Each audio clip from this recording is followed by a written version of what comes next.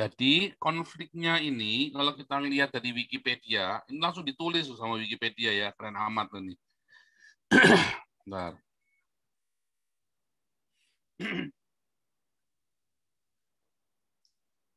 Ya, kalau kita lihat di Wikipedia ini, lihat ya ini ya, ini keren ini langsung ditulis. 2021 Israel-Palestine crisis. On 6 May 2021, clashes began between Palestinian protester. Gimana aja dah ya. Pokoknya tanggal 6 Mei kemarin ya, 6 Mei kemarin minggu lalu ada konflik ya, ada clash, terjadi konflik antara para demonstran Palestina dengan polisi Israel.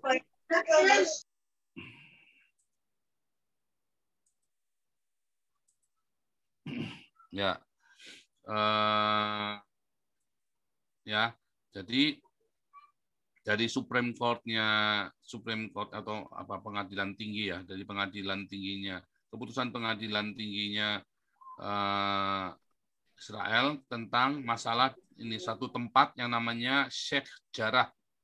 Ya, Sheikh Jarrah ini satu tempat yang sangat tua yang sejak dari abad 12 itu kepunyaannya orang-orang Arab gitu ya, kayak orang-orang Arab, orang-orang sebetulnya itu orang-orang Turki ya, sebetulnya setahu saya itu orang Turki itu tempatnya Sheikh Jarrah.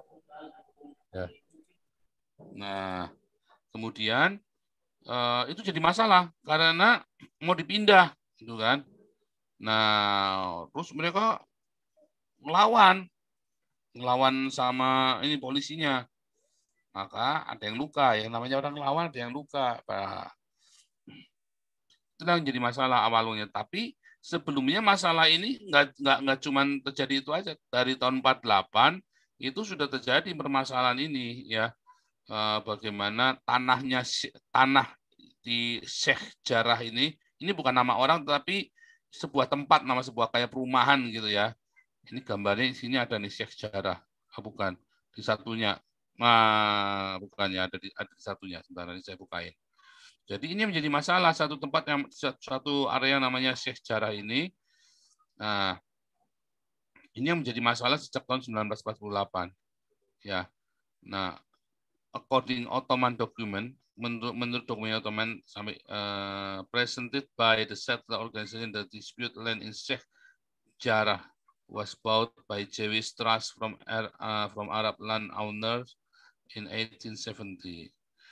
The authenticity of this document has been questioned.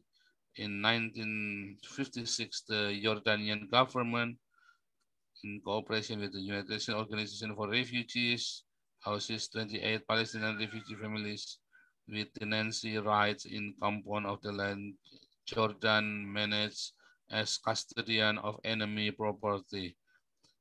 Jadi ini memang menjadi masalah yang di daerah ini. Ini masalahnya ada pokoknya tanah Sheikh Jarrah yang menurut klaimnya Israel itu sudah miliknya Israel karena sudah pernah dibeli. Tetapi orang Palestina nggak mau tahu, pokoknya nggak bisa. Itu wilayahnya kita orang Palestina. Terus di situ ada sekitar 57 rumah, ya, dan itu mau dipindah. Jadi kelas di situ. Nah, kelasnya itu kemudian dibawa ke masjid. Nah, ini orang-orang Islam ini paling doyan kalau lagi ribut, pengen bunuh orang, pasti ke masjid dulu supaya direstui sama Allahnya kan, bunuh orang. Jadi itulah terus dimobilisasi. Nah, terjadilah video yang tadi yang saya tunjukkan. Jadi kasus ini sebenarnya masalah yang kemudian pokoknya apa saja di sana itu dijadikan masalah. Ya, tadi siapa yang bilang tadi ya, apa aja pokoknya jadi masalah dia bisa. Tujuannya pokoknya supaya Israel kelihatan buruk di mata dunia.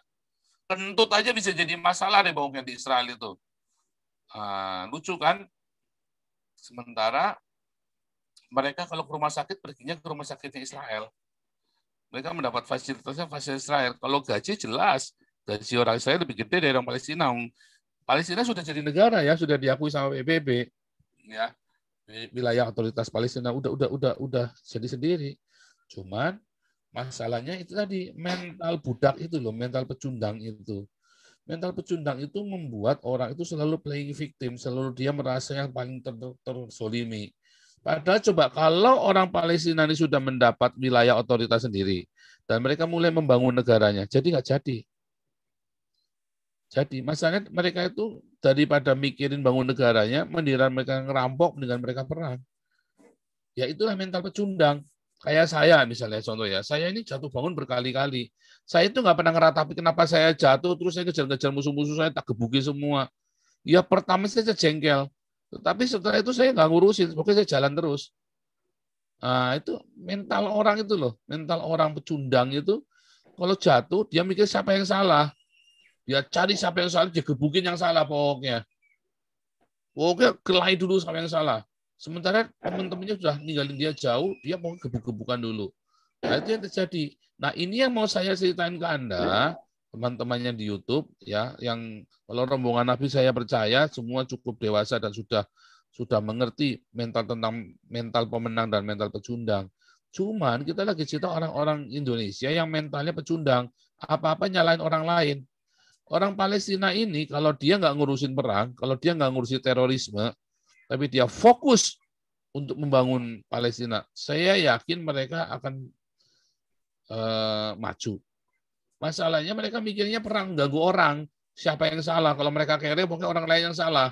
Nah, itulah yang menjadi masalah di Indonesia juga. Di Indonesia itu banyak orang-orang pribumi yang kere, tapi nyalain orang-orang Tionghoa.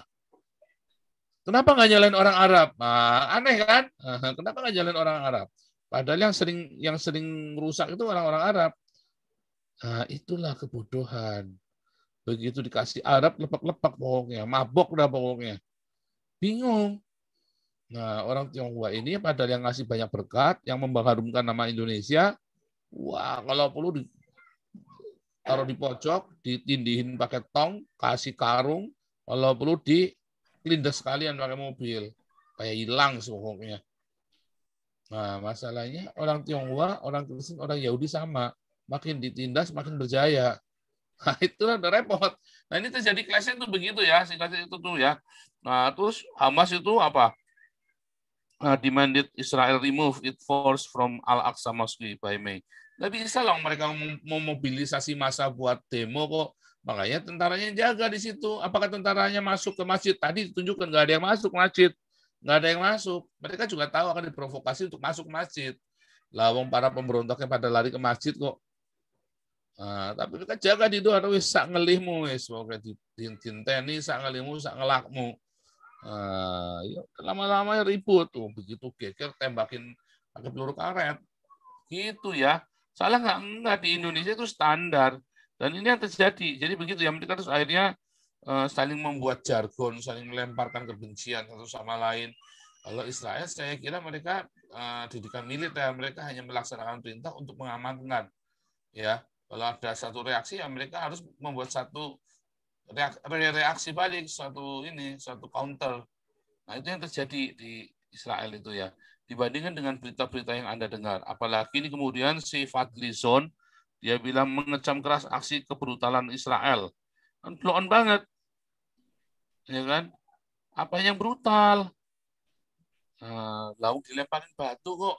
Terus nembaknya juga pakai peluru karet. Malah si Hamasnya nembakin pakai roket.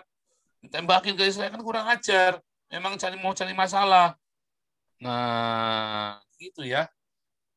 Memang Indonesia